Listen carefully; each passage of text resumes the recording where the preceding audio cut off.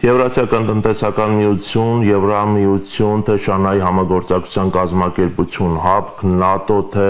Եվրոպական նոր հնարավոր ռազմական դաշինք, դեպի արևելք, հյուսիս, թե դեպի արևմուտք, պետք է արդյոք Հայաստանը կողմնորոշվի որևէ ուղղությամբ եւ արդյոք այս տնտեսական եւ ռազմական կառույցները համարժեք են կամ համեմատելի եւ կարող են իրական ընտրություն կամ այլ ընտրանք լինել Հայաստանի համար, թե Երևանը իր ավանդական քաղաքականության համաձայն պետք է փորձի հավասարակշռություն գտնել տարբեր վեկտորների միջև։ Ողջույն, ես Արամ Սարգսյանն եմ, թեմայի շուրջ Եվրոմեդիա 24-ի տաղավարում կզրուցենք Հայաստանի Եվրոպական կուսակցության նախագահ Տիգրան Խզմալյանի հետ։ Այո, պարոն Խզմալյան։ Ողջույն, պարոն Սարգսյան։ Հայտնի է իհարկե, մենք բոլորս գիտենք, որ դուք եվրոպական ուղղության կողմնակից եք, բայց որն եք ավելի իրատեսական համարում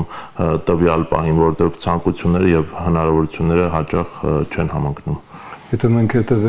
հետևել ենք երևի ՄԱԿ-ի վերջին հավաքին, որը բավական, ասենք, խնդրահարույց էր,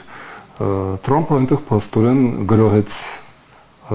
ներկայիս աշխարհակարգը։ ՄԱԿ-ի վրա։ ՄԱԿ-ի, Եվրոպան ասելով, որ դուք չեք տեսնում, որ դուք պատերազմի մեջ եք, այսինքն հավասարակշռություն աշխարհում չկա, եւ դա ոչ թե իմ կարծիքն է, դա գերտերություն հանդիսացող Միացյալ Նահանգների պնդումն է։ Շատ հետաքրքիր պատերազմող Ուկրաինայի նախագահ Զելենսկու արձագանքը, նա ասաց հետեւյալը. կդիմանան եւ կպահպանվեն միայն այն երկրները, որոնք հիմա ունեն զենք եւ բարեկամներ։ Դա բավական հետաքրքիր հայտարարություն է։ Մարդը, երկիրը, ազգը անընդհատ ընտրում է, մենք կյանքի ընթացքում անգամ ընտրում ենք անցնել փողոցը, թե չանցնել, սպասել կարմիր լույսի տակ, թե ոչ, եւ այլն։ Մենք ընտրում ենք անընդհատ։ Հայաստանի ընտրությունը վերջին 7 տարիների ընթացքում, ես նկատի ունեմ իշխանությունների, մեզ տեղ չի տալիս կարծելու կամ հույս պահպանելու, որ նրանց կատարվող ընտրությունը ճիշտ է, որովհետև նախորդ 7 տարիների նրանց ընտրությունը մեկը հետևից սխալ էր եւ բերեց մեզ աղետալի իրավիճակների։ Դա միայն այս իշխանությունների մեղքը չէ, որովհետև հաճախ կարծում են կամ ընդունված է մտածել, որ այս իշխանությունները ինչ որ ջրբաժան դրեցին, անջրպետ դրեցին։ Ոչ, իրենք նախորդ իշխանությունների շարունակություն են, որովհետև Հայաստանը կարող է գոյատևել եւ ահա ես ասում եմ իմ կարծիքը, կարող է պահպանվել միայն որպես ժողովրդավարություն։ Մեր փորձը դա է ասում։ 90-ականների սկզբին մենք կարողացանք մարտահրավեր նետել հրեշ ահռելի մեծ սովետական միությանը եւ հաղթեցինք։ Արցախյան շարժումը քանդեց սովետը որպես տրիգեր, այդպես ոչ միայն մենք ենք ասում, իրենք են դա ասում։ Դա համար վրեժ լուծեցին երևի։ Այո, բայց ինչու լուծեցին, որովհետեւ մենք հաղթեցինք բռնապետ Ադրբեջանին, որոնց օգնում էին ռուսները, աֆղանցիները, պակիստանցիները եւս բռնապետներ, եւ հանկարծ ժողովրդավարությունը ընդհատվում է 95-96 թվականին, երբ որ կեղծվում են ընտրությունները Քոչարյանի կներեք Լևոն Տեր-Պետրոսյանի կողմից, երբ որ նա հրավիրում է չեկիստական կլանը եւ Հայաստանը ժողովրդավարական պետություն դառնալով հանկարծ հաշված տարիներ անց վերադառնում է գաղութային կիսաբռնապետ կարգավիճակին, ինչը բերեց մեզ 20 թվականի աղետին։ Իհարկե մինչև դա մենք ունենք շանսեր եւ 18 թվին ժողովուրդը քվեարկեց Փաշինյանի օգտին, կարծելով, որ ահա մենք վերադառնում ենք դեպի ժողովրդավարություն, բռնապետությունից, որտեղ հայերին խորթ է բռնապետությունը։ Հայերը անհատականությունների ազգ են եւ ենթարկվել բռնապետին մեզ մոտ չի ստացվել երբեք հազարամյակների ընթացքում։ Եվ ինչ կարծիք կազմեցիք ԿՊ-ի վերջին համաժողովից հետո։ ԿՊ-ն դառնում է ԿՊՍՍ, ԿՊ-ն դառնում է դասական հակաժողովրդավարական եւ հակաժողովրդական ապարատային կուսակցություն, իսկ Փաշինյանը փաստորեն արդեն չի էլ թաքցնում, որ նա ավտորիտար ղեկավար է եւ բավական է ոչ թե լսել ինչ է նա ասում, որովհետեւ խոսքերով նա փորձում է բալանսավորել, բայց իրականում նա գնում է Շանհայ, նա գնում է Ալթայ, նա հիմա գնում է Ռուսաստան, այսինքն ոչ մի իրական բալանսավորում չկա, նա երբեք չի գնացել Ուկրաինա, իսկ Ուկրաինան դա չափանիշն է այսօրվա աշխարհի ժողովրդավարությանը եւ այս ամենը բերում է այն մտքին, որ մենք կորցնում ենք հերթական հնարավորությունը եւ կատարում ենք ահավոր սխալ որպես պետություն, որովհետեւ մենք թույլ ենք տալիս, որ հերթական իշխանությունները սեփական վերընտրությունը 26 թվականի նշանակված փոխանակել են ժողովրդավարության եւ հետեւաբար եվրոպական Հայաստանի հեռանկարի հետ։ Եվրոպական Հայաստանը մերժվել է եւ ընտրվում է, մենք սկսեցինք խոսել ընտրությունից։ Ընտրություն արված է դեպի պայմանավորվածություն բռնապետների հետ։ Պուտին, Ալիև, Էրդողան։ Նրանցից է Փաշինյանը ակնկալում օգնություն վերընտրվելու համար իր զիջումներով, իր աննկարագրելի սխալներով, որոնք շատ թանկ են, շատ թանկին ունեն, մենք արդեն 20 եւ 23 թվականի աղետներ անցել ենք։ Հիմա ավարտելով միտքս, մենք մոտենում ենք այն եզրին, որտեղ հայտնվեց Արցախը 23 թվականին։ Մենք իսկապես մոտենում ենք շատ վտանգավոր կետին եւ ժողովուրդը պետք է իմանա դա։ Ներեցեք, բայց Փաշինյանի եւ Ալիևի միջնորդը հիմա ոչ թե Պուտինն է, այլ ժողովրդավարական արևմուտքի առաջնորդ Միացյալ Նահանգների նախագահ Թրամփը։ Թրամփը երևի այն առաջին Միացյալ Նահանգների գոնե 21-րդ դարում եւ 20-րդ դարի փաստորեն վերջին 100 տարիների ընթացքում առաջին առաջնորդն է, որին շատ դժվար է կասկածել ժողովրդավար լինելու մեջ։ Այո, Միացյալ Նահանգները դեռևս դիմադրում են, բայց այն ինչ անում է հիմա Թրամփը եւ այն ում հետ է նա փաստորեն հիմա դաշինքներ կապում, դա շատ մեղմ ասած հակասական շարժում է եւ փաստորեն կարեւորագույն ինստիտուտները հետախուզությունը, Պենտագոնը, Կոնգրեսը, որոնք կոչված են եղել 250 տարի բալանսավորելու անձնական իշխանության գայթակղությունները, հիմա անջատված են եւ կարծում եմ, որ Ամերիկայինն էլ է սպասում շատ ծանր ընտրություն եւ շատ ծանր մարտահրավեր։ Այդպես որ Թրամփը բոլորովին էլ չի կարող դիտվել որպես այն Ամերիկան եւ այն Ամերիկայի առաջնորդը, որին կարելի է վստահել։ Բավական է հիշել, որ նա 3 շաբաթվա ընթացքում 4 անգամ Հայաստանը շփոթվում է, մեկ Ալբանիայի, մեկ Թայլանդի ու Կամբոջայի հետ։ Սա իհարկե կարելի է կատակի վերածել, բայց իրականում դա նշանակում է, որ իր համար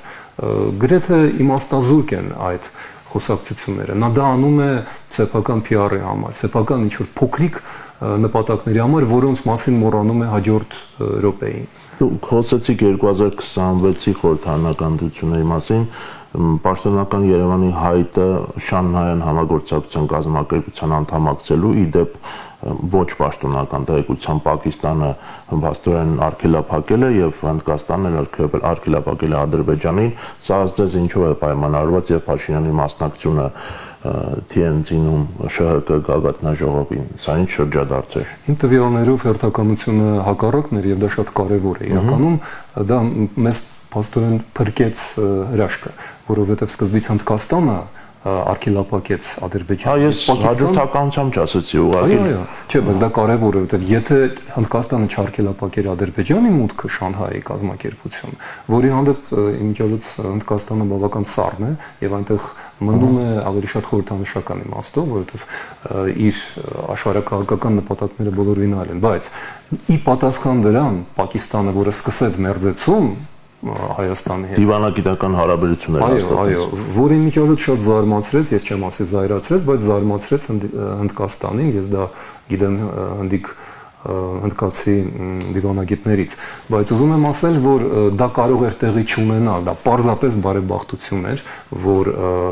ի պատասխան Հնդկաստանին Պակիստանը արգելափակեց Հայաստանի մուտքը, որովհետև եթե մենք դառնանք Շանհայյան կազմակերպության անդամ, Աստված ոչ անի, դա կարգելափակեր ընդհանրապես կփակեր Եվրամիության անդամակցելու որևէ հեռանկարները, որտեղ նրանք ոչ թե հակասող են, նրանք իրարամերժ են, այդ մասին ուղիղ ասում էին Եվրամիությունում։ Հիմա Հայաստանը ԵԱՏՄ անդամ է, Եվրամիության անդամակցություն սկսելու նախագիծ է ընդունում եւ հայտ է ներկայացնում Շանհայյան կազմակերպությանը։ Ինչ եք հասկանում այս արտաքին քաղաքականությունից։ Ընդ որում Հայաստանը միայն տուժում է, օրինակ ԵԱՏՄ-ի հարցում ըստ պաշտոնական տվյալների Հայաստանը 135 միլիոն դոլար տարեկան ավելի շատ է վճարում ԵԱՏՄ-ի ընդհանուր այդ ապշակին կներեք արտահայտության համար, քան ստանում է այնտեղից։ ինչ է ստանում Հայաստանը Ռուսաստանից։ Միայն էժանգազ, հիմնականում ուրիշ ոչինչ։ Ցորեն կամ, չգիտեմ, բրինձ, ցիտապտուղ, ձեթ կարելի է առնել 1000 ու մի այլ տեղերից։ Ռուսաստանը պահում է մեզ էժան գազի վրա, բայց դա հենց այն անվճար պանիրն է, որը դրված է տակառում, թաղակում, որովհետև նույն գազը մենք կարող ենք վաղուց շատ ավելի մեծ զիջումներով, արտոնություններով եւ քանակներով ստանալ Իրանից, օրինակ, որտեղ խողովակը արդեն կա եւ Հայաստանը ստանում է այդ գազը, ուղղակի քիչ քանակություններով, բայց 7 տարի էլ չեմ ասում 17-20 տարի բավական էր, որ մի խողովակ էլ գցել։ Մենք 3-4000 կիլոմետրանոց խողովակ ենք բերում Ռուսաստանից, 300 կիլոմետրանոց մինչև Իրանի սահման Երևանից չեն կարող սարքել։ Դա ծիծաղելի է։ Թուրքմենստան կա, Կատար կա, 1000 ու մի ձև կա գազ ստանալու։ Մենք շատ բարձր հարկեր ենք վճարում։ Մենք մետաղի համար, ցորենի համար ռուսական գներ ենք վճարում, բարձր, շատ բարձր։ Ես համեմատում եմ եւ տեսնում եմ, որ դա դեմպինգ է արվում, որպեսզի Հայաստանը չկարողանա դուրս գալ այդ բանից։ Ինչի է Հայաստանը համաձայնում դրան։ Պատճառը ընդհանրապես մեկն է, որովհետեւ Փաշինյանը փոխանակում է, փոխարինում է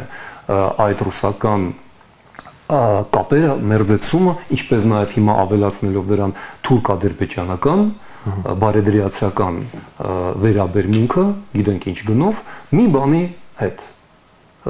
նա ավելի բարձր է դասում իր անձնական եւ կուսակցական գոյությունը, իշխանությունը, քան ազգային եւ պետական շահերը։ Դա արդեն ակնհայտ է։ Նայեցեք, Փաշինյանն կարող ենք ասել, գուցե փորձում է ապահովագրել ԵԱՏՄ-ից հնարավոր, ԵԱՏՄ շուկայից հնարավոր դուրս գալու դեպքում դրա համար է գնում դեպի փորձում Շանհայի մտնել։ Բայց իրականում ինչ է Շանհայը։ Շանհայը դա Ռուսաստանն է, Բելարուսը, բոլոր թյուրանական երկրները, Ադրբեջանն էլ այդտեղ մտնում, այսինքն դա ԵԱՏՄ-ն է, Բելարուսն էլ կա այնտեղ, դա ԵԱՏՄ-ի մականունն է, դա նույն ԵԱՏՄ-ն է, որի մեջ նաև Չինաստանն է մտնում, բայց մենք դրանով դրժում ենք այն պայմանագիրը, որ 15 տարի շարունակ Եվրոպայի հետ ենք կնքել, որովհետև հյուսիս-հարավը, որը պետք է Հնդկաստանին, որի մեջ ներգրավվելու է շուտով ազատագրվող Իրանը, դա պետք է հասկանալ, դա շատ ավելի կարևոր է մեզ համար։ Մենք դրանով դառնում ենք եվրոպական երկիր, Եվրամիության շահերի հետ համընկնելով մեր կենսական, ազգային, պետական շահերով։ Իսկ այն ինչի հետ մենք դա փոխանակում ենք, այսպես կոչված Թրամփի միջանցքը, որը Թրամփին 1000 տարի էլ պետք չէ, ու ընդհակառակը դա վնաս է Ամերիկային, որովհետև դա ի վերջո ուժեղացնում է Չինաստանին։ Մենք այդքան էլ չկարող, ոչ թե մենք, արտգործնախարարությունը 2 քայլ էլ չկարողացավ հաշվարկել, որ դա սպասարկում է Թուրանին եւ հաջորդ թիվ Չինաստանին։ Այսինքն Միացյալ Նահանգները հենց տեսնեն, որ իրականում Չինաստանը փոխանցնում է իր ավանդական ճանապարհները սրանով, ինչին դեմ է Հնդկաստանը օրինակ, ինչին դեմ է Եվրոպան։ Ամերիկան միանգամից կամ հաջորդ նախագահ անմիջապես կվերանայի դա, իսկ ինչով կմնանք մենք։ Բաց դռներով առանց մի պատի մնացած երկիր, որի Սյունիքի կարևորագույն ռազմավարական մասը վերահսկում ինչ-որ մասնավոր ընկերություն, դա ծիծաղելի է։ Դա էլ դեռ հայտնի չէ, այսինքն որ Պարոն Խզմալյան, Հայաստանյան արևմտամետների մեծագույն մասը լոյալ է ներկայ իշխանություններին եւ քողարկված կամ բացահայտորեն աջակցում է Փաշինյանի քաղաքականությանը, գուցե ավելի ջերմերանդորեն քան թե շատ կպականներ, բայց հետևելով ձեր ելույթներին դուք ավելի շատ եք քննադատում գործող իշխանությունները, ինչու է պայմանավորված ձեր դժգոհությունը։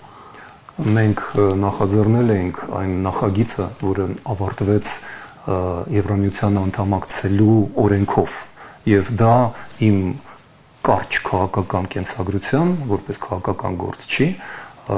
երևի մեծագույն նվաճումն է, որովհետեւ օրենքը այնուամենայնիվ չեղարկված չէ։ Մենք շուտ թե ուշ, եթե հասցնենք որպես պետություն, եթե մնանք, մենք իրականացնենք դա, բայց ես չեմ կարող պատասխանել իմ գործընկերների համար, պարզապես ես տեսնում եմ, որ նրանք ընդունում են այդ տեսակետը, որը իմ կարծիքով խորապես սխալ է եւ վտանգավոր ազգի համար։ Մենք ելնում ենք նրանից, որ Հայաստանը որպես պետականություն կարող է պահպանվել միայն ուժեղ քրիստոնեական ռազմաքաղաքական դաշինքում ուրիշը չկա բացի Եվրամիությունից։ Անկամ Միացյալ Նահանգները, որոնք մերժում են հիմա ոչ միայն Ուկրաինային, այլ Եվրամիության իրենց ՆԱՏՕ-ի դաշնակիցների երաշխավորը լինելը մեզ չի օգնի։ Դա սին հիմար պատրանք է։ Միմիայն Եվրամիությունը, որի մասը պետք է կազմի Հայաստանը, Վրաստանի հետ միասին, բայց մենք դա պետք է կատարենք, մենք դա պետք է նախաձեռնենք։